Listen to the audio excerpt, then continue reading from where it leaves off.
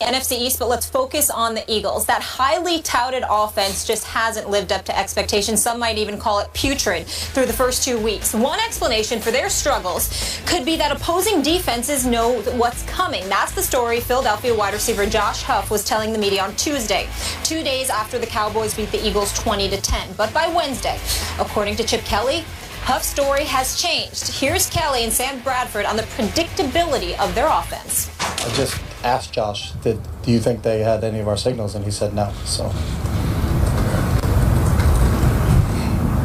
where's this coming from? I don't know. I just asked him a second ago. I said, Josh, do you think that they're picking up on things? And he said no. So have you heard that before from other players of the team that they were? No, I mean, I think there's certain things that everybody does that's predictable from a tendency standpoint. When you line up in this formation, 75% of the time you do this, 25% of the time you do this, but there's nothing I don't think anybody does offensively or defensively that's 100% of the time. I've said all along, it's not the most complex offense in the world. I think, we try to play fast, but, when you play fast, I think we do have certain tendencies. I think, Dallas did a good job at recognizing some of those. But, like I said, we have answers, regardless of what the coverage is, we've got answers and we've got to be able to get to those. All right, they have answers, Skip. Has the NFL figured Chip Kelly out? I must say my Dallas Cowboys certainly have. I think we saw that 2 straight years in Philadelphia. Okay. And I very much figure that Todd Bowles and his New York Jets defense will continue to expose Chip Kelly's college offense, his Oregon offense, as little more at this point than a lame duck attack, if I might. Okay. And who better to call attention to this, to call it out, to drag all this out into the spotlight than a former Oregon Duck named Josh Huff. Chip drafted Josh Huff in the 3rd round, 2014, out of Oregon. So who better? Thank you very much, Josh. Even though naturally Chip Kelly said that Josh didn't say what we all heard him say, but Josh wasn't referring to signal stealing, to cheating of any kind. He was referring to tendencies, predictability, and who better to hear that Cowboy players were calling out plays before the snap than a Josh Huff. He's a backup wide receiver, but he is a wideout, and he did play. Got it. So he's going to line up wide occasionally on the side that features the Dallas Cowboys. So he can hear them yelling the play as he lines up at the wide receiver spot, right? Before the ball is snapped. Right.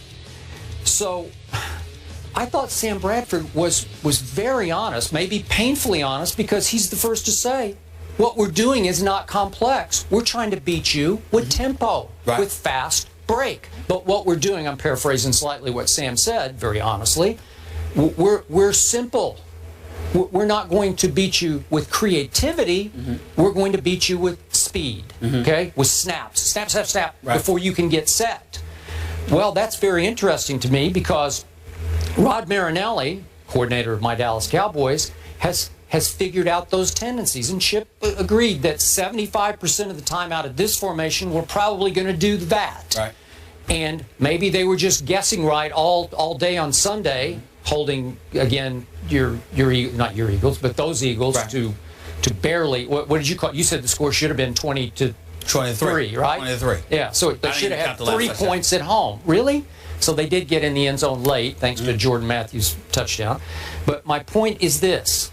Chip Kelly wants to be the star of the Philadelphia Eagles. And we agreed in the offseason after he made move after bombshell move to remove this guy, this guy, this guy. It's Chip's show. Right. He's the center of attention. He's the ringmaster. Okay, show us, Chip. And so far, so bad. Because, remember, his quarterback, Sam Bradford, whoever, Nick Foles, whoever it was, he won't allow them to check out of bad plays. So the defense, even though the snap's coming quickly, you can do whatever you want on defense. You can set where you're going to set, and he's not going to check out of it because his coach won't allow him to audibilize. While Tony Romo drives me nuts half the time when he was playing, but he's Peyton Manning. Tony's like, oh, no, blah, blah, blah. And he's telling Dez when Dez was playing, you know, you do this, and after a while, the clock's going down to 2 before they snap the football.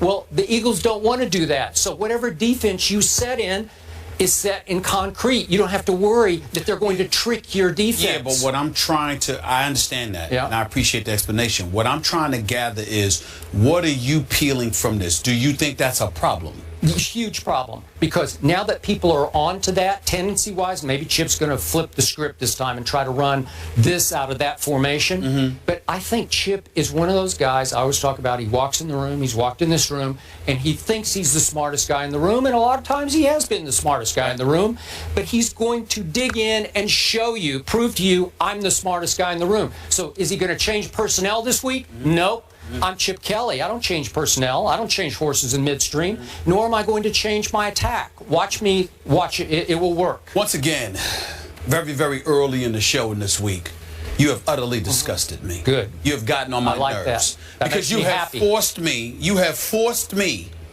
to do something you know good and damn well I don't want to do. Yeah, and that's come to the defense of Chip Kelly. Yeah.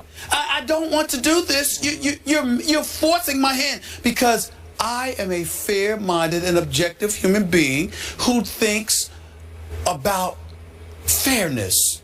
And even when it comes to a guy like Chip Kelly, who I obviously am not very fond of. Nope, you're not. Let me say this. You, and a typical sports fan that is like you, because most sports fans ain't like Skip Bayless, but in this particular instance, He's ride or die. But in this particular instance, they are. You must make up your mind. I'm going to use a basketball analogy. When the Lakers had Showtime, because Chip Kelly wants to be a fast break kind of offense, right? So who better to bring up than Magic Johnson and the Showtime Lakers? Who did not know, whether it was Rambis or Kareem Abdul-Jabbar or Worthy getting the ball, the rebound, that the ball wasn't going to go to Magic? Whether it was Norm Nixon and Byron Scott on one wing, James Worthy on another, Cooper trailing, that Magic was not going to have the ball. He wasn't going to go to the middle of the floor and lead the fast break. And in the event that it didn't work, we were going to come back down, slow things up, and throw the ball inside the Kareem Abdul-Jabbar for the sky hook. Primarily on the left block, so he could turn around with the right and use the sky hook. Everybody knew that. But what you gonna do about it? Michael Jordan is the greatest player that I've ever seen. We all knew what Michael Jordan was gonna do, but at the end of the day, what you gonna do about it? Bill Belichick with Tom Brady. We all know that Tom Brady is a bad boy. He ain't the bad man that Aaron Rodgers is, but he's a bad boy. But whatever. But at the end of the day, what you gonna do about it? See, that's the issue here. Okay. And so what I'm saying to you, I'm just saying to you to make my point. When we talk about Chip Kelly, in fairness to Chip Kelly, I believe he's absolutely right when he says, considering the film studying and all the dissecting that goes into coaches game planning for a particular opponent, everybody pretty much knows what you're going to do. Not all the time, but most of the time. The question is, what you going to do about it?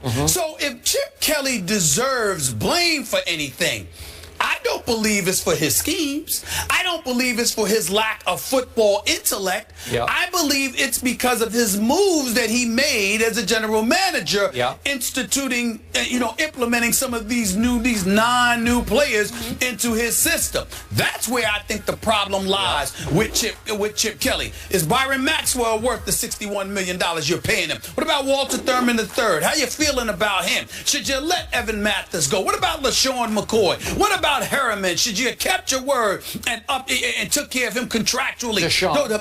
Deshaun Jackson before that. Jeremy Maclin this offseason. Should you have paid the money and kept him?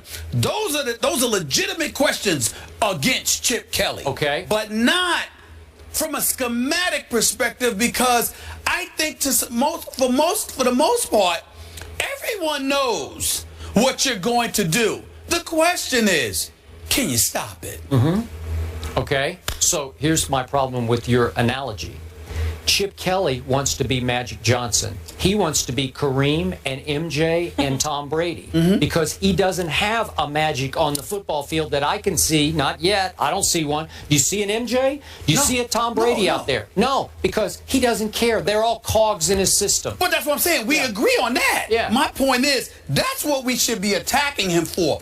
The personnel changes that he made, in alignment with what he wants to do on the football field. Yeah. But I don't think that it should be a story that Huff or Sam Bradford are saying that we're relatively predictable, because I think for the most part, most of these teams are predictable to opposing coaches. The thing is, there's so much you can do about it. When we talk about Megatron, or we talk about the catch, it was a catch. Who in God's name didn't know that ball wasn't going to Dez Bryant? We knew. The question is, what you gonna do about it, Green Bay? And when Dez went up and got the ball, the only thing that did something about it was the ground and the officials. Okay. The opponent for the Green Bay Packers couldn't do anything about it because he couldn't hang with Dez Bryant. That's all I'm saying. That's what I used to say about Deshaun Jackson and what I used to say about LaShawn McCoy. What you gonna do? How are you gonna stop him? Because I don't know. So again, they're too good. So again, we're not talking about Chip Kelly schemes.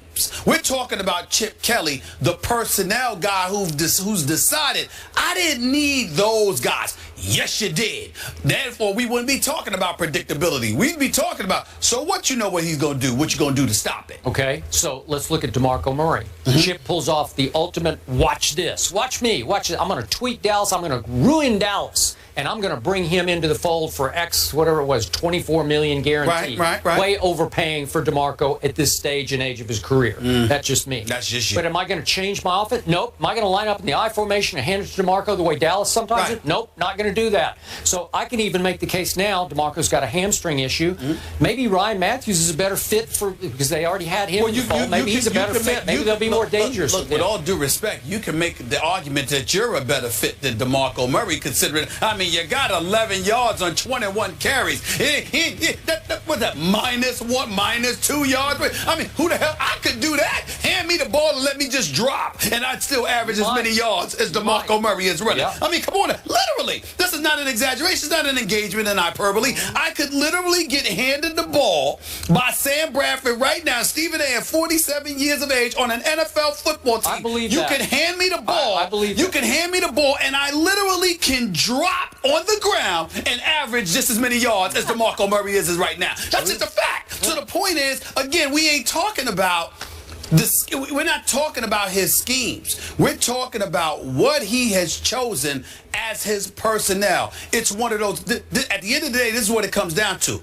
Some coaches, most coaches, have no business being involved in personnel decisions. They just need to coach what the GM gets them. Because when they get to make their own decisions, it usually does not work out for the better in football. Maybe in basketball it might be a little bit differently, but in the sport of football, as complicated as it is, the 53-man roster, offense, defense, special teams, the personnel, the depth that you have to have at each particular position, it's just entirely too much for a coach to have to deal with. He should not have that responsibility. That's what the argument that could be made here against Chip Kelly. Well, you love you some Chip Kelly. I got to say. Don't say that was great defense. Don't do that. Chip Kelly versus Todd Bowles? I told you, I'm the ultimate district attorney. Man. Yes, you are. He's just fair. I'm just fair. Yeah. But I'll take You're you here out. for the people. I'll take you out. I'll convict you. You'll take any case and try to win it. Right? I would win most cases. Unless opposed. You got to believe in yourself before anyone else does, right? You know it. All right, so Eagles-Jets at 1 in East Rutherford, New Jersey. We will certainly be watching. We go from one 0-2 team, the Eagles,